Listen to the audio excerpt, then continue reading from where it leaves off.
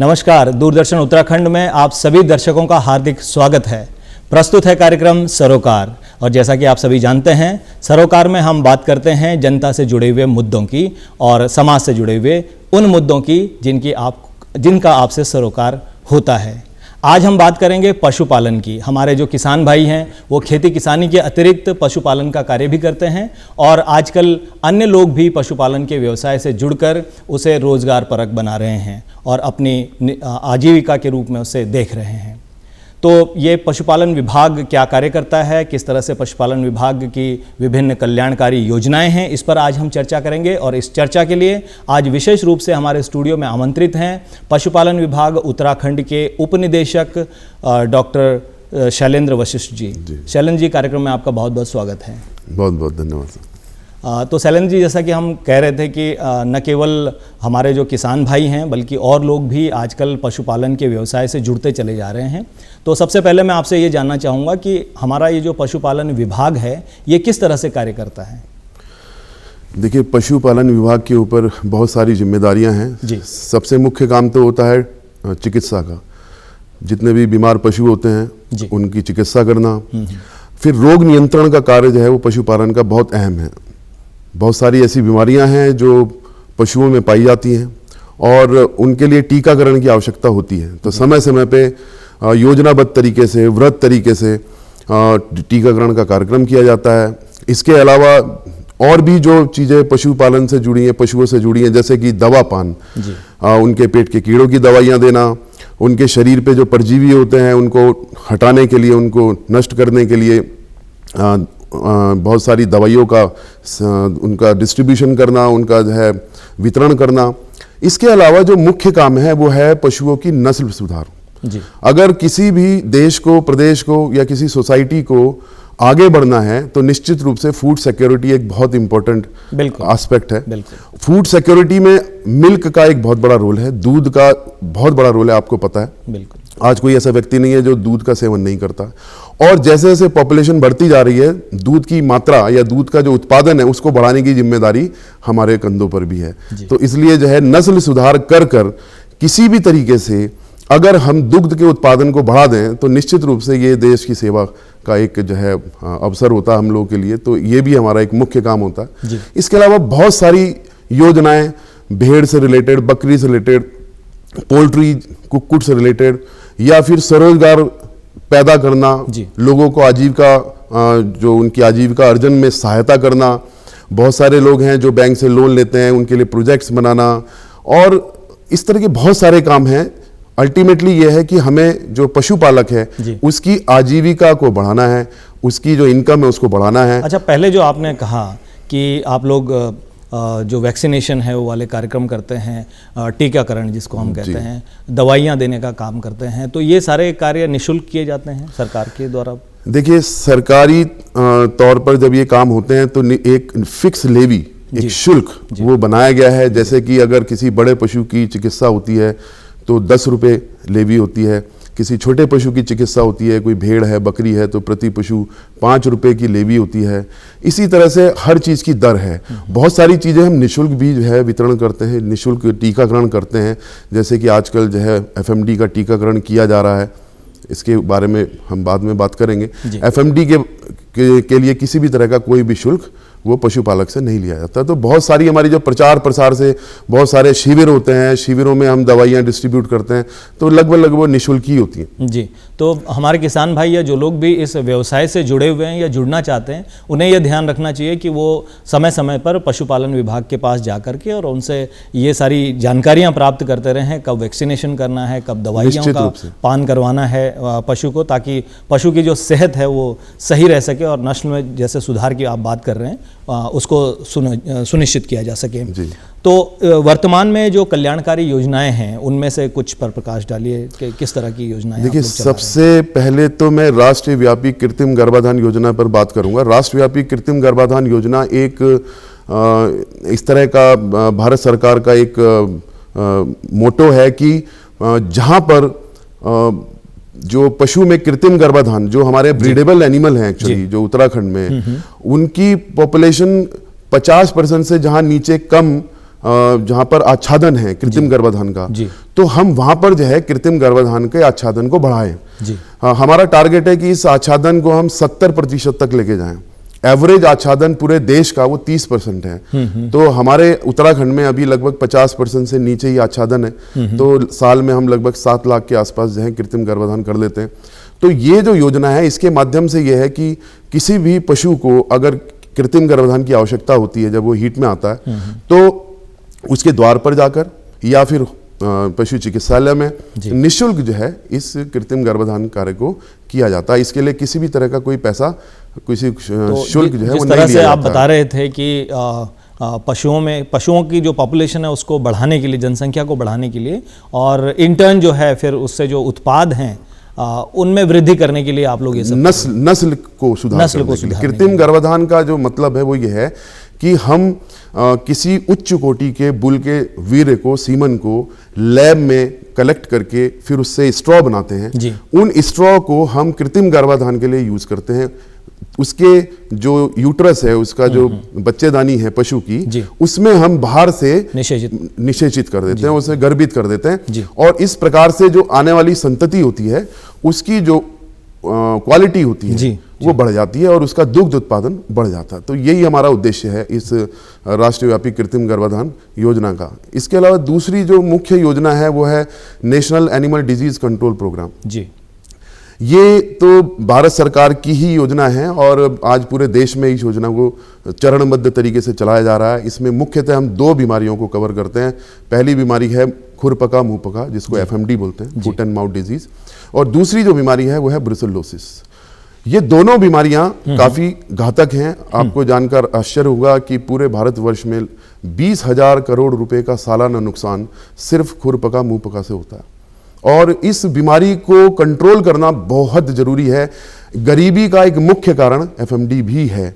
तो अगर हम पशुपालक की जिंदगी में उसकी जिंदगी FMD मुक्त कर दें तो निश्चित रूप से जो पशु हैं वो उनका उत्पादन बढ़ेगा, उनकी जो प्रजनन क्षमता है वो बढ़ेगी, और जब उत्पादन बढ़ेगा, प्रजनन क्षमता बढ़ेगी, तो निश्चित रूप से आय में भी वृद्धि होगी। तो क्या कोई इस तरह की व्यवस्था है कि टीकाकरण या दवाइयों के माध्यम से इस बीमारी को बिल्कुल से उन्मूलन कर दिया जाए इसका? देखिए, एक्चुअली ये एक वायरल बीमारी है और आपको पता है वायरस का कोई इलाज नहीं है। जैसे कोरोना का कोई इलाज नहीं था, ऐसे ही खुरपका मुंहपका का भी जो है कोई इलाज नहीं है। लेकिन इसका सिर्फ और सिर्फ एक तरीका है, वो है टीकाकरण। अगर हम बीमारी ना आने दें, उसके बचाव के लिए हम अभी से टीकाकरण करा लें, तो निश्चित रूप से जो है ये बीमारी नहीं आएगी। और जब बीमारी नहीं आएगी तो वो हमारा देश, प्रदेश, गांव वो इस बीमारी से मुक्त हो जाएगा। तो अभी तो चरणबद्ध तरीके से हम लगे हैं और आने वाले कुछ साल लगेंगे। इसका 2025 तक हमारा टारगेट है कि इस बीमारी को उत्तराखंड से जड़ मूल इसका खत्म कर दिया जाए। तो डॉक्टर वशिष्ठ जिस तरह से बता रहे हैं कि ये जो बीमारियां हैं इससे पशु की हानि होती है, और पशु की हानि होती है तो निश्चित रूप से जो पशुपालक है उसको नुकसान होता है। और लोग गरीब, जो आप बता रहे हैं कि गरीब इसीलिए होते चले जाते हैं जो पशुपालन के व्यवसाय में जुड़े हुए हैं, क्योंकि इस तरह की बीमारियों से पशु को निजात नहीं मिलती है और पशु दम तोड़ देता है और फिर पशुपालक को उसका नुकसान उठाना पड़ता है। डॉक्टर साहब, बीच में एक मैं रोकूंगा आपको कि दूसरी कार्यक्रमों की जानकारी जब आप देना चाह रहे हैं, तो उससे पहले हम जिक्र करेंगे कि अभी जो एक बीमारी खास करके गायों में देखने को मिली है, लंपी डिजीज़ के नाम से, स्किन डिजीज़ के नाम से उसे हम जानते हैं, तो इसकी रोकथाम के लिए क्या उपाय किए गए? देखिए, लंपी स्किन डिजीज़ भी एक वायरल डिजीज़ है और जैसे मैंने बताया वायरस का कोई इलाज नहीं है। और ये क्या होता है कि अगर किसी स्वस्थ पशु को कोई संक्रमित मच्छर वो काट ले तो उसको ये बीमारी हो जाती है। और फिर इस पशु को जो संक्रमण जिसमें जा चुका है उसको कोई मच्छर काट ले तो उसमें बीमारी चली जाती है। फिर वो किसी दूसरे पशु को काटेगा तो पूरे एरिया में जितने भी पशु हैं उनमें बीमारी हो सकती है। तो इस तरह से बीमारी फैलती है। तो सबसे पहले तो यही है कि बीमारी को रोकने का तरीका ये है कि जो मच्छर है उसका जो है कंट्रोल किया जाए, पेस्टिसाइड्स का यूज़ किया जाए, आसपास पानी भरने से रोका जाए और जहाँ जलाशय है वहाँ पे उससे दूर रहा जाए। इस तरह से बहुत सारी चीज़ें हैं। तो अभी क्या स्थिति है? अभी लगभग लंपी स्किन डिजीज हमारी बहुत कंट्रोल में आ चुकी है। इक्का दुक्का कोई केस अभी मिल रहा है और इसके लिए जो है वृहद टीकाकरण कार्यक्रम भी चलाया गया। इसके लिए जो है गोट पॉक्स वैक्सीन जो है वो लगाई जाती है। एक्चुअली ये जो वायरस है पॉक्स वायरस है, तो जो गोट पॉक्स वैक्सीन है वो इसमें काम करती है। तो जितने भी हमारे एरिया जहाँ पर ये संक्रमण था वहाँ पर जो है हमारे जो आदरणीय सचिव साहब हैं डॉक्टर VRB पुरुषोत्तम, उनके दिशा निर्देशन में और हमारे माननीय मंत्री बहुगुणा जी उनके दिशा निर्देशन में जो है पशुपालन की टीम ने बहुत अच्छा काम किया है और बहुत सारे कैंप लगाए हैं। आज ये बीमारी लगभग समाप्त है। डॉक्टर साहब, अब पुनः लौटते हैं हम उन कल्याणकारी योजनाओं पे। नेशनल डिजिटल लाइवस्टॉक मिशन, ये क्या है, इसके बारे में बताइए। देखिए, जैसे जैसे विकास की ओर हम अग्रसर हैं जी, हर विभाग अपने आप को डिजिटलाइज कर रहा है। डिजिटलाइज करने के फायदे आपको पता है। डिजिटलाइज करने के फायदे ये होते हैं कि हमें डेटा एक जगह मिल जाता है, हमें बहुत सारी चीज़ें योजना बनाते समय हमारे पास जो है आसानी होती है, हमें बजट जो एलोकेशन करते हैं उसके लिए आसानी होती है, कहाँ पर कौन सी चीज़ बनानी है, इंफ्रास्ट्रक्चर बनाना है, हमें बहुत आसान हो जाता है।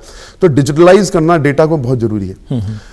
दूसरी बात यह है कि ई गवर्नेंस, जैसे जैसे समय बढ़ रहा है तो भारत सरकार, उत्तराखंड सरकार सब ई गवर्नेंस की तरफ जो है वो जा रहे हैं। तो हम भी जो है ई गवर्नेंस की तरफ जा रहे हैं। तो ये वक्त की जरूरत है। तो इस नेशनल जो डिजिटल लाइवस्टॉक मिशन जो है, इसके तहत क्या हो रहा है कि जितने भी हमारे हॉस्पिटल हैं, फिलहाल ये योजना 4 जनपदों में चल रही है, देहरादून, हरिद्वार, चंपावत और उधम सिंह नगर। पायलट प्रोजेक्ट के रूप में भारत सरकार ने ये योजना यहाँ पर शुरू की थी और धीरे धीरे ये पूरे देश के अंदर चलाई जाएगी। अभी तो ये उत्तराखंड में ही है फॉर्चुनेटली। तो इसमें हम करते क्या है कि जितने भी हमारे पशु चिकित्सालय हैं वो सारे जो है इंफ्रास्ट्रक्चर वहाँ पे अच्छा हो, कंप्यूटर हो, वहाँ पे नेटवर्क की सारी सुविधा हो और जितने भी वहाँ पे ट्रीटमेंट हो, कृत्रिम गर्भाधान का काम हो, कुछ भी काम हो, दवाई का डिस्ट्रीब्यूशन का काम हो, सैंपल कलेक्शन का काम हो, कुछ भी हो, उसकी सारी की सारी जो है एंट्री वो डिजिटलाइज कंडीशन में हो, ताकि हमें ये पता रहे कि हर हॉस्पिटल में कितना किस चीज़ के लिए काम हुआ है और कितने लोग जो उससे लाभान्वित हुए हैं, कितने पशु लाभान्वित हुए हैं। जी। तो इसके लिए आप लोगों को सर्वे भी करना पड़ रहा होगा, लोगों तक पहुँचना पड़ रहा होगा। हाँ, देखिए, सबसे इम्पोर्टेंट बात तो ये है कि लोगों को ये बताना कि इस तरह की भी सुविधा अब धीरे धीरे आ रही है। तो ये चूंकि पायलट प्रोजेक्ट है, तो पायलट प्रोजेक्ट शुरू होने से पहले यहाँ पर भारत सरकार ने अपनी टीम भेजी, फिर लोगों से बात की, जो पशु चिकित्सक हैं उनसे बात की, निदेशालय के लोगों से बात की, सबसे अलग अलग बैठ के बात करने के बाद क्या चीज़ें हो सकती हैं और उनमें क्या क्या चीज़ें इम्प्रूवमेंट करके और पशुपालक के हित के लिए क्या चीज़ें हो सकती हैं, वो सारी चीज़ों का समावेश कर दिया गया है। और धीरे धीरे मैं समझता हूँ कि जैसे जैसे समय बढ़ रहा है तो लोगों को पता भी लग रहा है कि इस तरह का कोई कार्यक्रम भी शुरू हो चुका है। डॉक्टर साहब, आधुनिक ज़माना है और हम देखते हैं कि जब पशुपालन विभाग भी ई कॉमर्स की तरफ आगे बढ़ रहा है, ई गवर्नेंस की तरफ आगे बढ़ रहा है, तो किस तरह का रिस्पांस आप लोगों को देखने को मिलता है लोगों से? देखिए, अभी चूंकि शुरुआत है तो मैं ये कहूँगा कि शुरुआत तो हमेशा धीरे ही होती है, लेकिन पिछले करीबन 5-6 महीने से काफ़ी अच्छा रिस्पांस है। आज हमारे पशु चिकित्सक जो जितने भी हैं उनको समझ में आ रहा है कि किस तरह से काम करना है, क्योंकि जब शुरुआत हुई थी तो चूंकि एक सॉफ्टवेयर है, सॉफ्टवेयर को समझना है, अपने उस सॉफ्टवेयर को समझने के लिए समय भी निकालना है, प्रशिक्षण भी लेना है, तो बहुत सारे कवायद की गई। NDDB, नेशनल जो NDDB है, डेयरी डेवलपमेंट बोर्ड है, वहाँ के लोग आए, उन्होंने यहाँ पे ट्रेनिंग दी, हम लोग गए, हम लोगों ने ट्रेनिंग ली, मास्टर ट्रेनर्स बने, फिर उन्होंने जनपदों में ट्रेनिंग दी। तो इस तरह से धीरे धीरे आज लगभग हमारे जितने भी लोग जो इससे संबंधित हैं आज वो सब ट्रेंड हैं और लोग आ रहे हैं, तो वो उनको भी समय के साथ जैसे जैसे लोग जागरूक होंगे वैसे वैसे ये कार्यक्रम भी आगे बढ़ेगा। आप पूरे प्रदेश में जाना। बिल्कुल। डॉक्टर साहब, गाय एक ऐसा पशु है जिसे प्राचीन काल से हम कामधेनु मानकर चल रहे हैं, उसे कामधेनु के नाम से जाना जाता है। तो इसके लिए भी कुछ आप लोग गोकुल मिशन चला रहे हैं, राष्ट्रीय गोकुल मिशन, उसके बारे में कुछ बताइए। देखिए, राष्ट्रीय गोकुल मिशन एक्चुअली ये भारत सरकार की मुहिम है जी, और इसकी जो अवधारणा थी वो ये था कि पशु की नस्ल में कैसे सुधार किया जाए जी।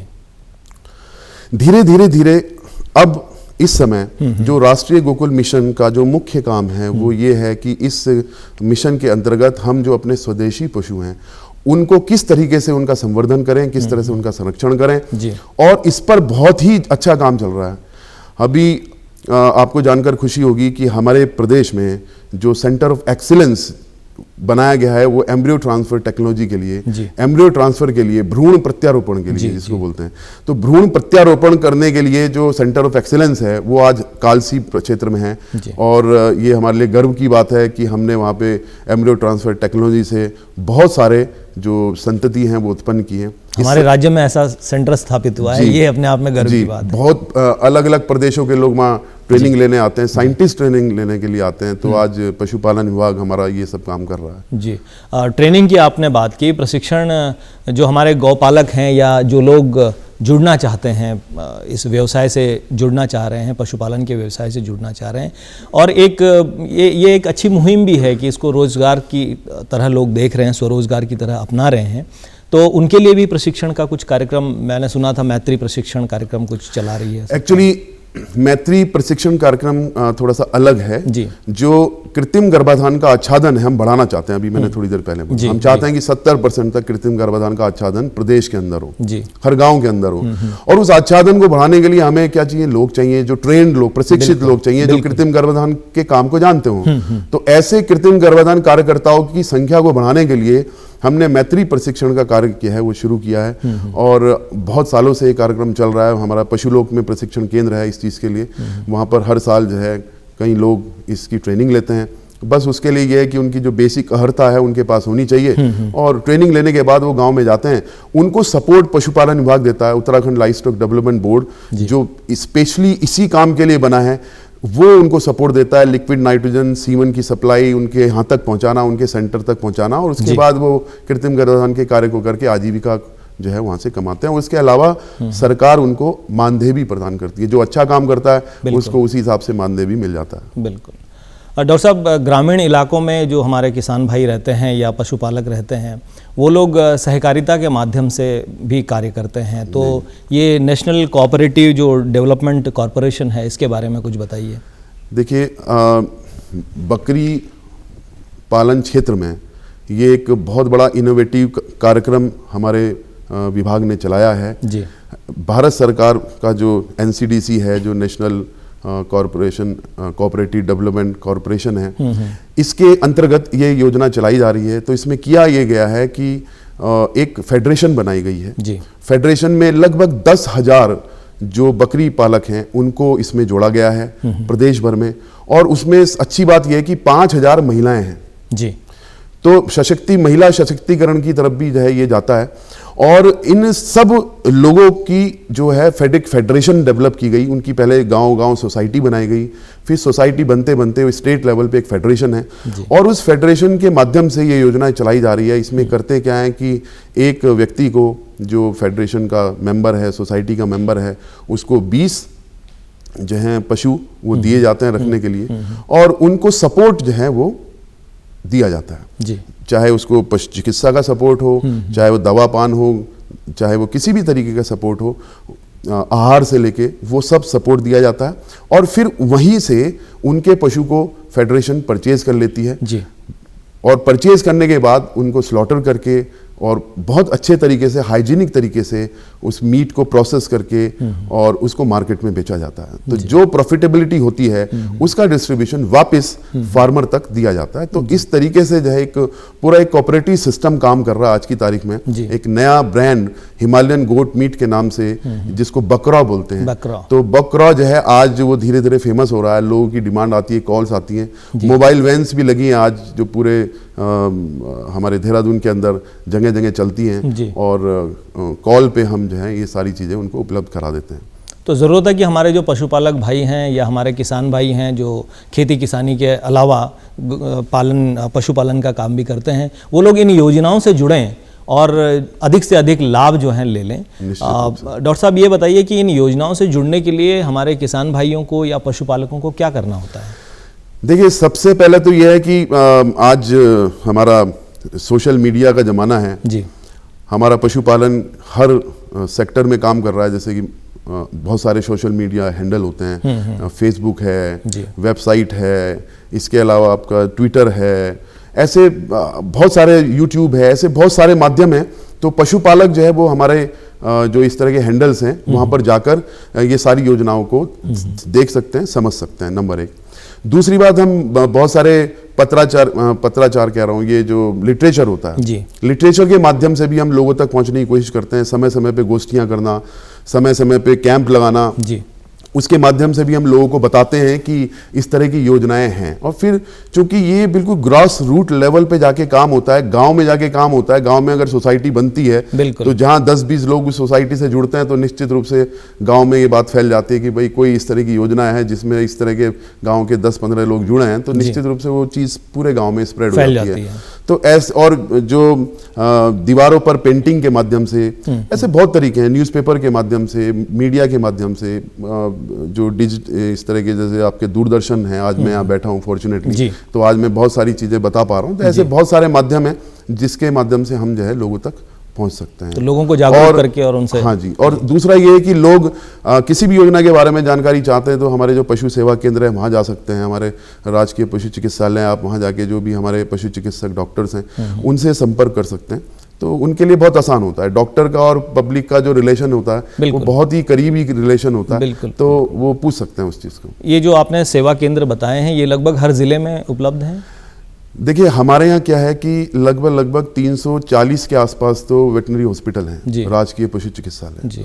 हमारे यहाँ 13 जनपद हैं। 13 जनपदों में जितने भी ब्लॉक हैं, 95 ब्लॉक हैं, हर ब्लॉक में एक ग्रेड 1 हॉस्पिटल है और फिर उसके अंडर में ग्रेड 2 हॉस्पिटल्स आते हैं। तो लगभग 340 तो हॉस्पिटल हुए और 700 से ऊपर हमारे पशु सेवा केंद्र हैं। हर हॉस्पिटल के अंडर में पशु सेवा केंद्र भी होते हैं और जहाँ पर जो है LEO, live stock extension officer, वहाँ पर हमारे होते हैं जो कृत्रिम गर्भाधान का कार्य करते हैं, प्रसार का काम करते हैं वो।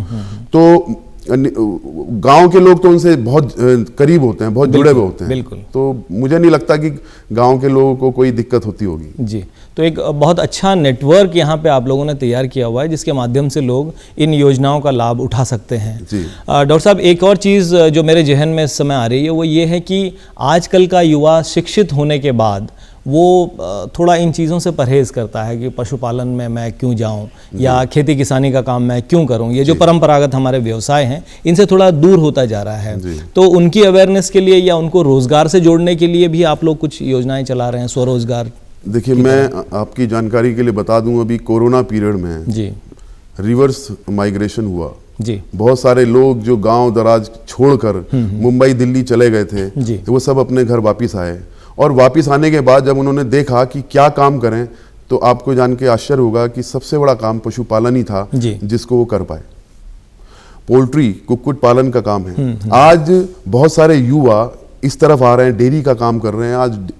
आज जैसे कि हमारे स्वदेशी पशु का जो दूध होता है वो एक्जोटिक पशु के दूध से ज़्यादा महंगा बिकता है।